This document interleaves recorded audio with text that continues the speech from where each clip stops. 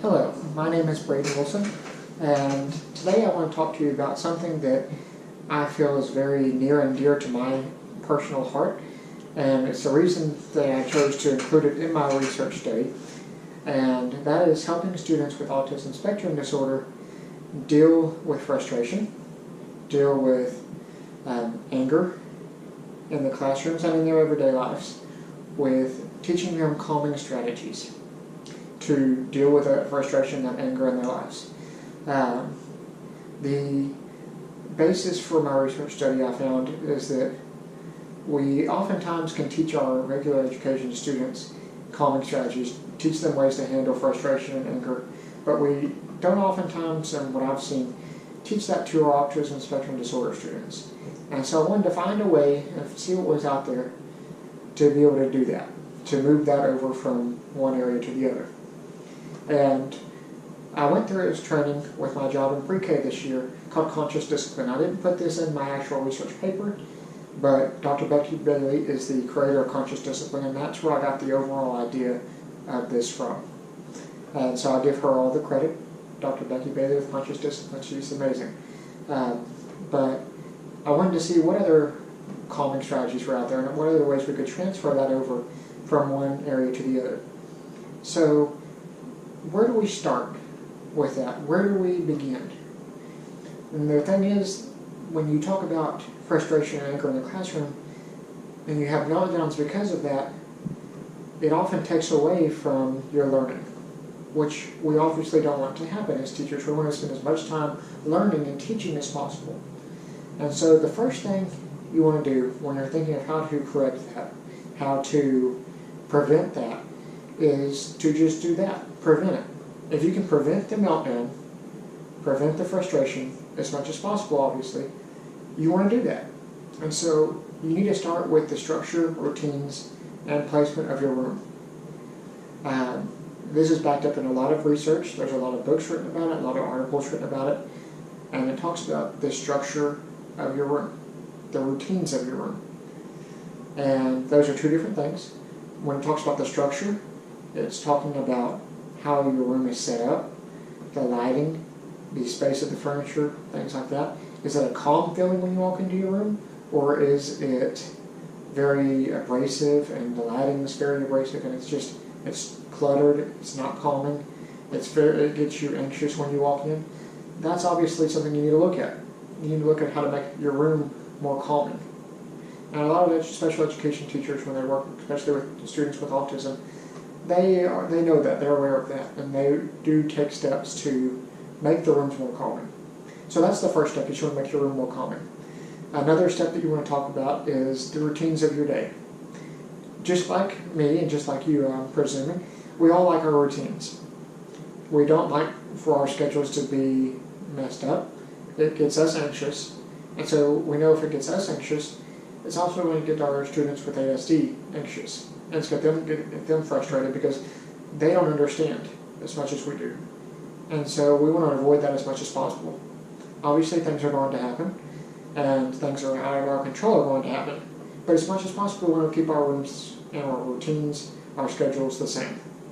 That way our students know what to come, what is going to come, and it prevents them from being anxious. You can use picture charts to help them. That's a big thing.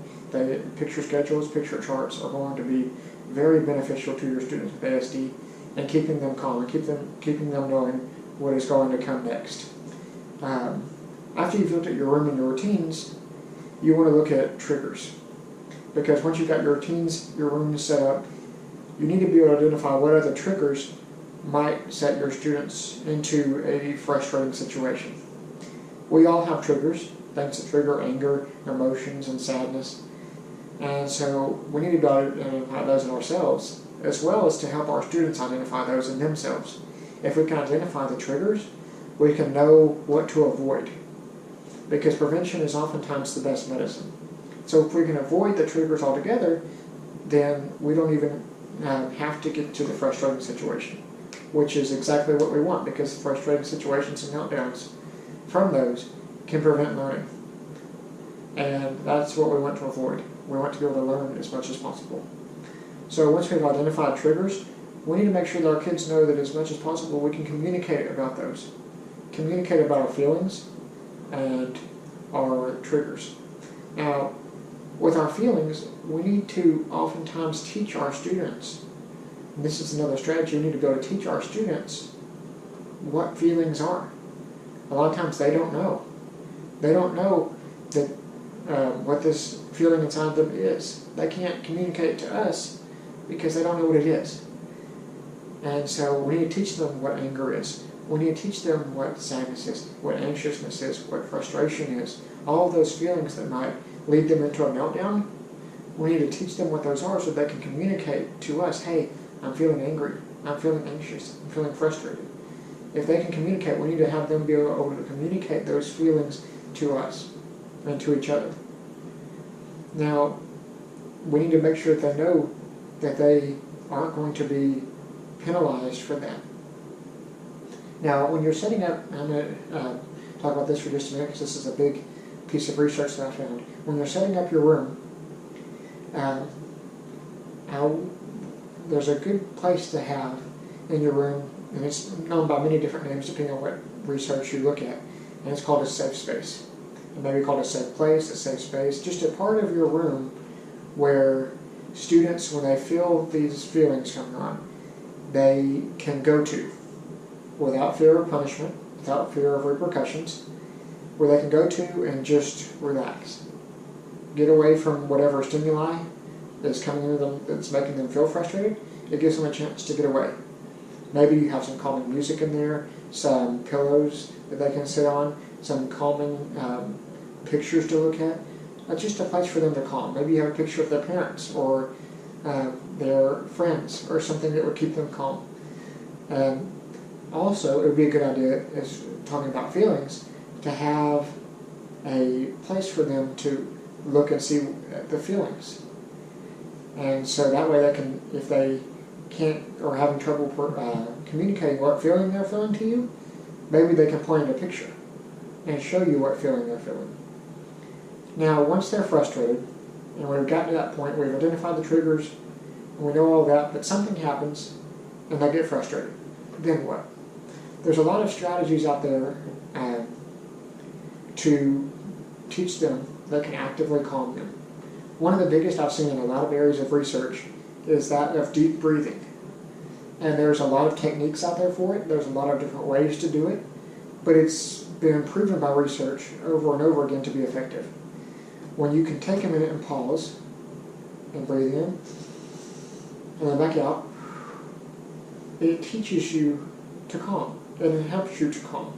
It helps you to process information. It helps you to just be more calm and to think through situations. It's a huge step in the calming process, being able to breathe.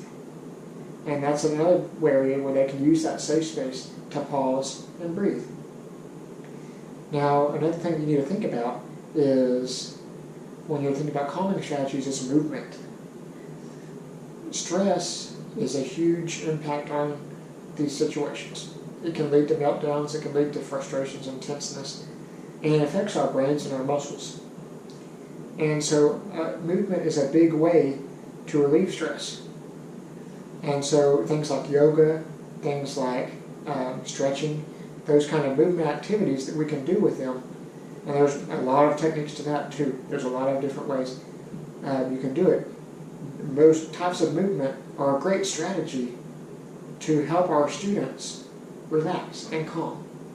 So if you can do some stretches, do some yoga poses, those kind of things where you can feel your class or an individual student getting stressed, where you can say, hey, breathe, stretch, take a minute, then that will help them to actively calm.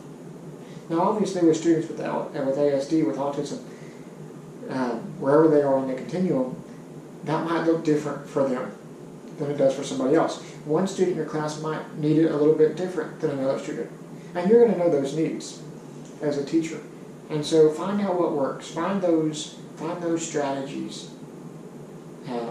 Whether it's the deep breathing, it might work that one student might be able to just breathe and calm. One might need to stretch and calm. One might just need to be taken to the safe place, and where he can calm, she can calm on her own, and just give her a few minutes Sometimes when I'm stressed, I don't want to talk. I just want to breathe for a minute and be by myself. Sometimes it might help some people to talk about it.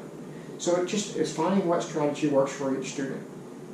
But there are ways out there and strategies out there to help them to calm. It's just finding the right one for each student, whether it be breathing or the safe place or movement or talking, whatever it is. There's a lot of strategies